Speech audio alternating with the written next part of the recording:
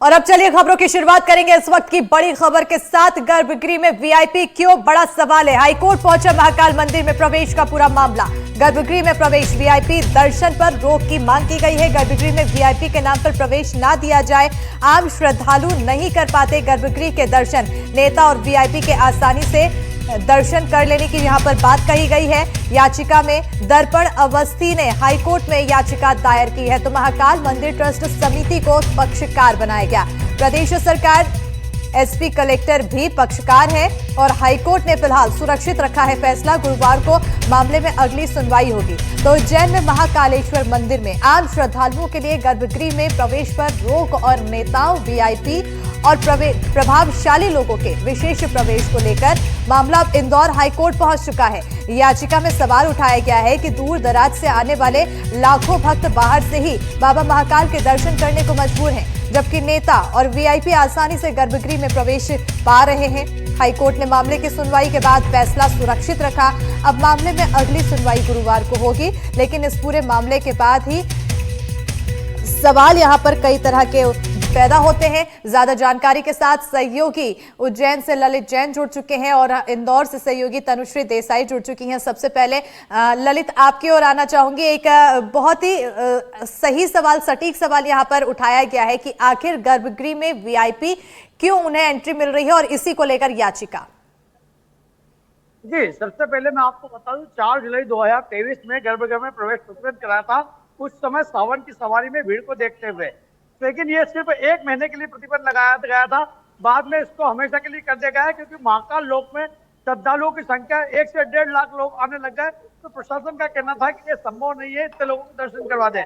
लेकिन इसके बीच में जो प्रभावशाली लोग हैं, जो नेता है या उनके पुत्र है, वो जबरन प्रवेश करने लग गए। इसी को लेके जो वो हाईकोर्ट में याचिका लगी है। अभी भी प्रशासन का कहना है कि आम लोगों को, सभी को दर्शन करवाना संभव नहीं है। हालांकि प्रशासन कोर्ट में मामला होने के कारण खुल के कुछ नहीं बोल पा रहा है। बिल्कुल, क्योंकि आप इस समय ललित मौजूद है बाबा महाकाल के दर पर, ऐसे में मैं चाहूंगी कि वो तस्वीरें और वो चीज आप सही से समझा सके कि आखिर जो वीआईपी एंट्री होती है वो उन्हें कैसे मिल जाती है और आम श्रद्धालुओं को कैसे जाना होता है, क्या कुछ प्रोसेस होता है। जैसे कि आप देख रहे हैं हमारे पीछे ये महाकाल मंदिर है, और ये महाकाल मंदिर के पीछे आप एक पीला ये देख रहे होंगे चैनल, ये एक गेट है जहां से लोग दर्शन करके निकलते हैं। जो वीआईपी का प्रवेश मार्ग होता है, वो वहां से एक जो प्रोटोकॉल ऑफिस होता है, वहां से वो शंख द्वार के द्वारा वहां पे प्रवेश करते हैं। उनके साथ में मंदिर प्रबंध समिति के गार्ड जो रहते हैं वो साथ में आते हैं, वो दर्शन करवाते हैं। जैसे जिनकी एंट्री होती है, किसी की नंदी हाल से रहती है, किसी की सभा मंडप से रहती है, तो उसी तरह के दर्शन होते हैं। लेकिन अगर वीआईपी है तो उनके जल द्वार से भी दर्शन होते हैं। लेकिन जो जिनका प्रोटोकॉल है, प्रधानमंत्री, राष्ट्रपति, जो पात्र लोग हैं, वो या हाईकोर्ट, सुप्रीम कोर्ट के जज है, तो वो गर्भगृह में प्रवेश कर सकते हैं। लेकिन इन सब के अतिरिक्त एक कलेक्टर के परमिशन से भी जा सकते हैं। जैसे जो महामंडलेश्वर या साधु संत रहते हैं वो जाते हैं। आम आदमी का प्रवेश प्रतिबंध रहता है, लेकिन पिछले 2 साल के दौरान ये नियम कई बार टूटे हैं। इसी को लेके जो भक्तों में है आक्रोश रहता है। बिल्कुल, हमारी सहयोगी इंदौर से जुड़ी हुई है तनुश्री की ओर जाना चाहूंगी। तनुश्री, क्योंकि अब इसमें पक्षकार हैं, तो पक्षकार की तरफ से आखिर क्या कुछ रुख अपनाया जा रहा है, क्या कुछ दलीलें दी जा रही हैं? देखिए, इसमें तो हाईकोर्ट में जो याचिका दायर की गई है उसमें साफ तौर पे ये सवाल किया गया है कि जो वीआईपी प्रोटोकॉल वाले लोग होते हैं या जो प्रभावशाली लोग होते हैं, उनको ही क्यों अंदर जाके दर्शन करने का परमिशन है, और जो नॉर्मल लोग हैं जो बाहर से आते हैं, दूर दराज से आते हैं, उनको क्यों नहीं अंदर जाने दिया जाता। उन्होंने अपनी याचिका में ये भी लिखा है कि कई लोग ऐसे होते हैं जो काफी दूर से आते हैं, पर उनको ये सौभाग्य ही नहीं मिल पाता कि वो अंदर जाके दर्शन कर सके, इसलिए वो बाहर से ही दर्शन करके लौट आते हैं। कई बार ऐसे सिचुएशंस भी क्रिएट होती है कि काफी भीड़ होने की वजह से अंदर तक जो सबसे क्लोजेस्ट पॉइंट है वहां तक भी नहीं जा पाते हैं। याचिकाकर्ता ने सवाल इसलिए उठाया था क्योंकि कुछ दिनों पहले इंदौर के एक विधायक और विधायक पुत्र ने जबरदस्ती जो है गर्भगृह में जाने का प्रयास किया था और वहां पे जाके तस्वीरें भी खिंचवाई थी। जिसके बाद ही याचिकाकर्ता ने ये सवाल उठाए थे कि क्यों वीआईपी कल्चर को ही ये अनुमति है अंदर जाके दर्शन करने की, और जो दूर दराज से लोग आते हैं, जो भक्तगण आते हैं, उनको अंदर जाने का परमिशन क्यों नहीं दिया गया। जी बिल्कुल, कहीं ना कहीं ये बहुत ही बेहद गंभीर सवाल उठाए गए हैं और सटीक सवाल यहाँ पर उठाए गए हैं, और देखना होगा कि इस पर आगे और क्या कुछ कार्रवाई होती है। लेकिन जिस तरह से अब इस पर सुनवाई होती है, फिलहाल फैसला इसमें सुरक्षित रखा गया है। हमारे साथ खास मेहमान चर्चित शास्त्री जुड़ चुके हैं, एडवोकेट है। सर, बहुत स्वागत है आपका हमारे साथ जुड़ने के लिए, और साथ ही साथ याचिकाकर्ता भी जुड़ चुके हैं, दर्पण अवस्थी जी हमारे साथ जुड़ चुके हैं। बहुत स्वागत है आप दोनों का, खास मेहमानों का हमारे साथ जुड़ने के लिए। सबसे पहले दर्पण जी आपकी ओर आना चाहूंगी। याचिका जो आपने लगाई है, सवाल जो आपने उठाए हैं, वो वाजिब है। जय श्री महाकाल। पिछले कई सालों से मैं महाकाल मंदिर जा रहा हूं, और 2-3 सालों से जो व्यवस्था बिगड़ी हुई है वो मेरे को देख के बहुत दुख होता है। बिल्कुल। कई वीआईपी लोग जो हैं वो वहां जाके सारे नियम तोड़ते हैं और वहां पे वीडियो बनाते हैं, और प्रशासन खुद उसमें, वहां का मंदिर प्रशासन खुद उनका साथ देता है। और जहां आम श्रद्धालु की बात आती है, वहां पे सारे नियम कानून आ जाते हैं और वहां पे उनको रसीदें काटी जाती है। तो इसको देख के मेरे को बहुत दुख हुआ। और इसके अलावा जब अंदर कोई भी वीआईपी प्रवेश करता है तो उसको सारी सुविधाएं दी जाती है, उसको फूल माला बकायदा सारी चीज करी जाती है, और अंदर कोई भी नॉर्मल व्यक्ति जाता है तो उसको धक्के देके बाहर कर दिया जाता है। तो इसको देख के मेरी आत्मा बहुत दुखती है। और कुछ समय पहले मैंने एक वीडियो डाला था महाकाल मंदिर से, ये मेरी आईडी है, इस आईडी से मैंने वीडियो डाला था, ये 9 मिलियन गया था ये वीडियो।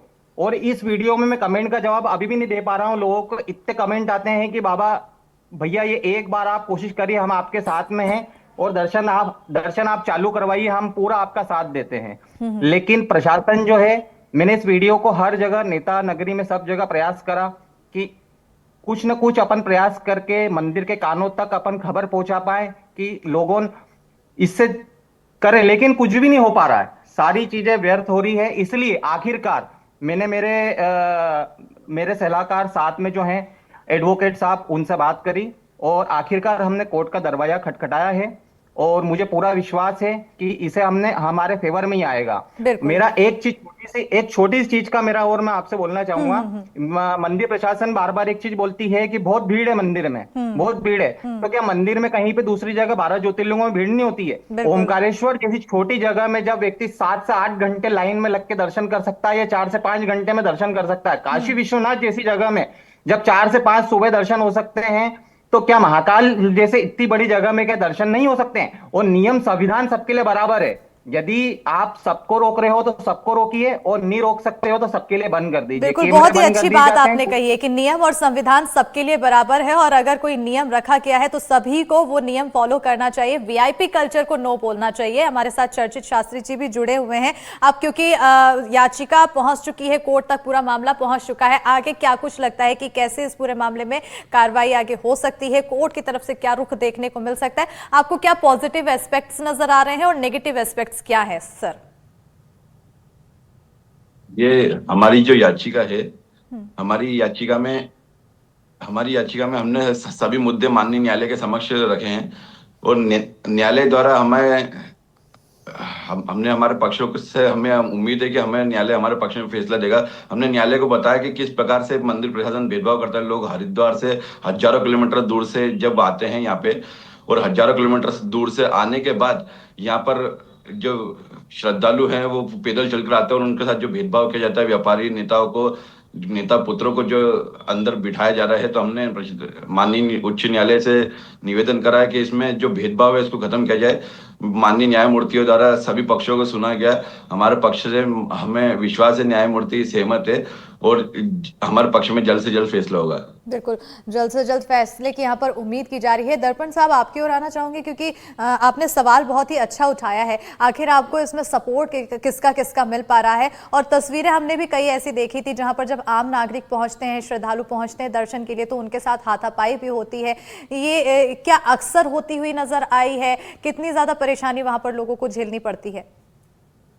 ये रोज का ही काम है, यहाँ पे रोज होती है वहां पे, कुछ ना कुछ रोज कुछ ना कुछ भक्त के साथ में आप आए दिन वीडियो देखते हो कि महाकाल में ऐसा हो गया, महाकाल में ऐसा हो गया, आए दिन वहां पे चीज, इसलिए ये चीज बहुत दुख की बात है ये चीज। बिल्कुल। हमने धर्म पे एक तरीके से संकट है, इसलिए मैंने इस चीज को आवाज उठाई है, हमारे साथी और हमने मिलकर इसको आवाज उठाई है।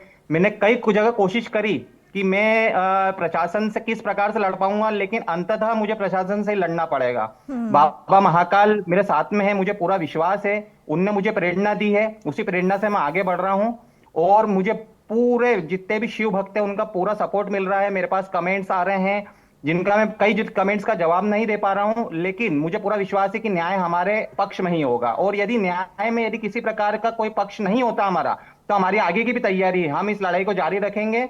या तो संविधान सबके लिए बराबर है, या तो सबके लिए बंद कर दे, या सबके लिए खोल दे पूरी तरह। और मैं एक सुझाव देना चाहूंगा छोटा सा, क्योंकि जिस प्रकार से मैंने कमेंट पढ़े हैं, यदि बंद भी करना है तो मैं इसमें मेरी तरफ से एक बात रखूंगा कि एक बार सब भक्तों को, जैसे एक वैक्सीन लगाते हैं, तो एक बार एक व्यक्ति को ऐसी व्यवस्था कर दी जाए कि एक बार व्यक्ति को दर्शन करा दिए जाए, उसके बाद में फिर भले बंद कर दी जाए। क्योंकि वो भी नाइंसाफी होगी, डायरेक्ट बंद कर देंगे तो पहले जिनके दर्शन हुए हैं और इनके साथ में तो नाइंसाफी होगी ना भक्तों के साथ में। तो मेरा ये निवेदन है सरकार से, प्रशासन से, कि एक बार सब भक्तों को दर्शन कर दी जाए, और बंद भी करना है तो सबके लिए बंद कर दी जाए उसके बाद।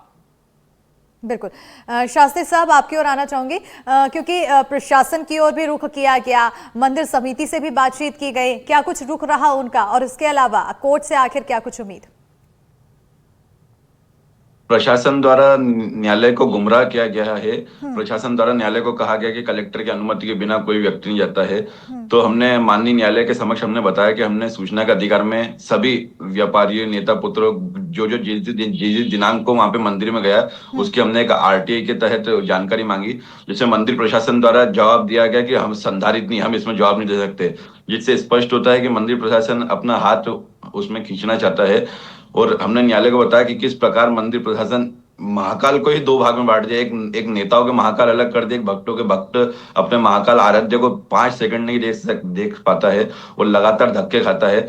और वहीं जो नेता और व्यापारी आते हैं उनको लिए प्रशासन पूरी सेवा करता है, उनको अंदर ले आता है। और जैसे आप जैसे मीडिया वाले उस पर मुद्दा उठाते हैं, प्रशासन सवाल पूछते हैं, तो जो कर्मचारी जिनका कोई लेना देना नहीं है, उन कर्मचारियों को निलंबित करके एक सहानुभूति दे दी जाती है कि हमने कार्रवाई कर दी है। तो जो प्रशासन है वो लगातार दो पक्षी चल रहे हैं, और भगवान को बांटने का काम ये प्रशासन कर रहा है। बिल्कुल, यहाँ पर प्रशासन की तरफ से अलग रुख देखने को मिल रहा है। बहरहाल अब देखना होगा कि कोर्ट की तरफ से सुनवाई होती है तो फैसला क्या कुछ आता है। बहरहाल उम्मीद यहाँ पर सकारात्मक फैसले की जरूर की जा रही है। बहुत शुक्रिया चर्चित जी हमारे साथ जुड़ने के लिए, दर्पण जी हमारे साथ जुड़ने के लिए, तनुश्री और ललित हमारे साथ जुड़े, तस्वीरें दिखाई, तमाम जानकारी दी, बहुत शुक्रिया।